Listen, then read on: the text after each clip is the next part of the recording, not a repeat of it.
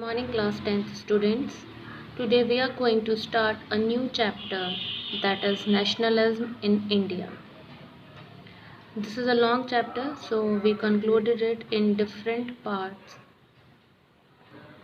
In this chapter we will pick up the story from the 1920s and study the non-cooperation and civil disobedience movements.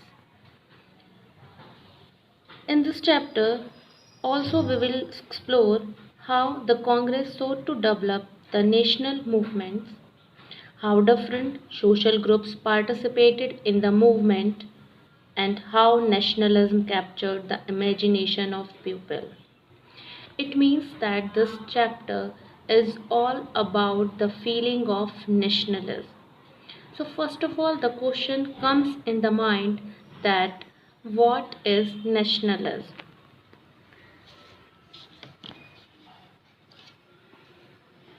Here is the definition of nationalism. Nationalism is an ideology and movement that promotes the interest of a particular nation, especially with the aim of gaining and maintaining the nation's sovereignty, that is, self governance over its homeland. Means nationalism is a feeling into our hearts towards our nation. The feeling to promote the unity, the feeling to promote the integrity, the feeling to promote the sovereignty means that the self governance, the independence. Nationalism is that feeling through which people can started participating in India national freedom struggle.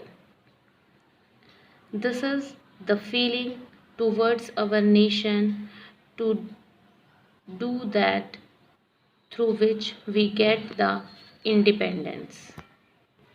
When we see the nation symbols like the flag, national anthem, portrait of Bharat Mata, that created a feeling in our heart and mind that is also called the feeling of nationalism.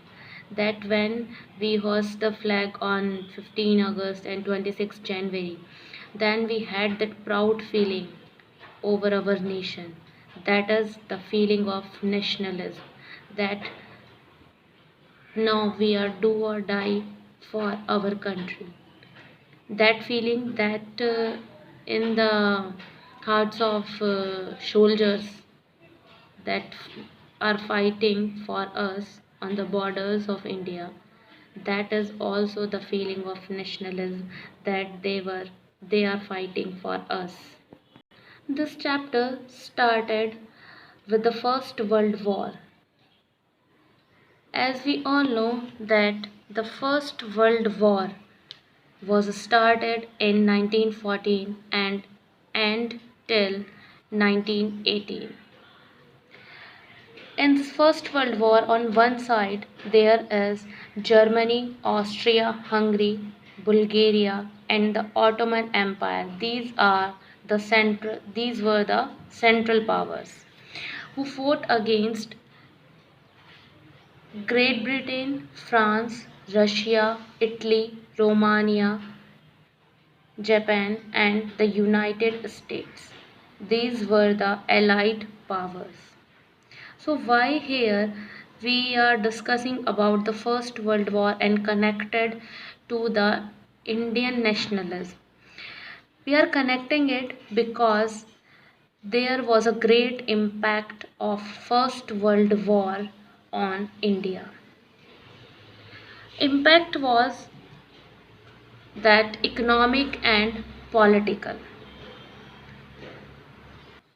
As we all know that in 1914 to 1918 and even after till 1947 we was the colony of British. Colony means that we was controlled by the British government. When a nation controlled another nation, that is called the colony. So we was the colony of Britain, And when Britain was participating in the First World War, so it is obvious that we see the impact of First World War on India, and the impact was huge. First of all, the British was very clever that imposed war expenditure on India. Means that whatever expenditure paid on the war, spent on the war, that was imposed, means that was forcefully, try to understand, that was forcefully imposed on the treasury of India. Means now the India giving all the amounts, all the expenditure. First thing. Second thing, that income tax was introduced. Now the Indians was giving the income tax. Second thing, that the custom duties were raised. Next, the important thing is this, that prices of essential goods doubled during the war period. This is the crucial thing, that prices of essential goods doubled. This impact was most probably on the poor people. Poor people at that time was not able to purchase the things as the prices were doubled, because they did not have that much money that they were purchase the things. Next, third important thing is that the forced recruitment was made into the British Indian Army. British government was forcefully took the persons from the villages and forcefully took them towards the war. So here means that British government take the pupil, young generation from the villages, and recruited in the British army, and they were fought towards the British army, with the British army. So that was also not good thing for the India. This forcefully recruitment in the rural areas caused widespread anger. Now pupil was started angering and against the British government, because it is not very good for the Indians that they were recruited in that war, that was not related with the India. You understand like this, that like you, between two friends, there is a fighting, and what happened, that you call the other class students and will say them that you can fight with us against that another one. Means the other class have nothing to do with that situation or that fighting, but what you can indulge them in that fighting. Like this, India was indulged in that First World War indirectly, or we can say directly. Now you can understand why the forced recruitment was made by the British government. Thing is this, the biggest one, crop failures was result in shortage of food materials. As we all know that when the crops was failed and will fail, then the always shortage of food materials happened. And what is that, that people are suffering from the scarcity of food material. Scarcity means that the things are in less amount. So when the things are in less amount, food is in less amount, what happened, prices also rise. And what happened, that influenza epidemic was spreaded, and millions of people lost their life. You understand that what happened when crops fail? Generally, what that people when do not have things to eat, what they are died because of the hunger. According to the census of 1921, 12 to 13 million people were died as a result of famines and the epidemic. But that is not last things that happened to India. More things are still awaited. People hoped that their hardships would end, but after the war was over, did not happen so. At this stage, a new leader appeared. Concentrate on my words that at this stage a new leader appeared and suggested a new mode of struggle. That the new leader I am talking about, that is the Mahatma Gandhi. And the new mode of struggle is the struggle called Satyagraha.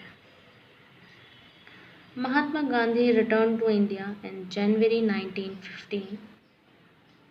As we all know that he had come from South Africa, where he had successfully fought the racist regime with a novel method of mass agitation. Mass agitation means that whole population of the country take participate in the national movement. That is called the Satyagraha. The idea of Satyagraha emphasizes the power of truth and the need to search for truth. Satyagraha. Generally, we hear this word that Gandhiji having the weapon of Satyagraha, and in Satyagraha there are two things, that is truth and non-violence. So, what is that truth and non-violence? Satyagraha literally means holding on to truth or truth force. Means that Gandhiji was emphasized on the power of truth and the search of truth. You understand this like that we are not forcing the pupil that you accept this truth. If someone is stealing something, that we are not forcing that thief that you accept the truth that you are stealing the things, but we change the heart of that thief. We realize that thief that you are stealing the things, then only the purpose is solved. Then only the purpose is solved, and that what he is accepting the truth by changing their own heart. It suggested that if the cause was true, if the struggle was against injustice, then physical force was not necessary to fight the oppressor. Means that we are taking the example of thief.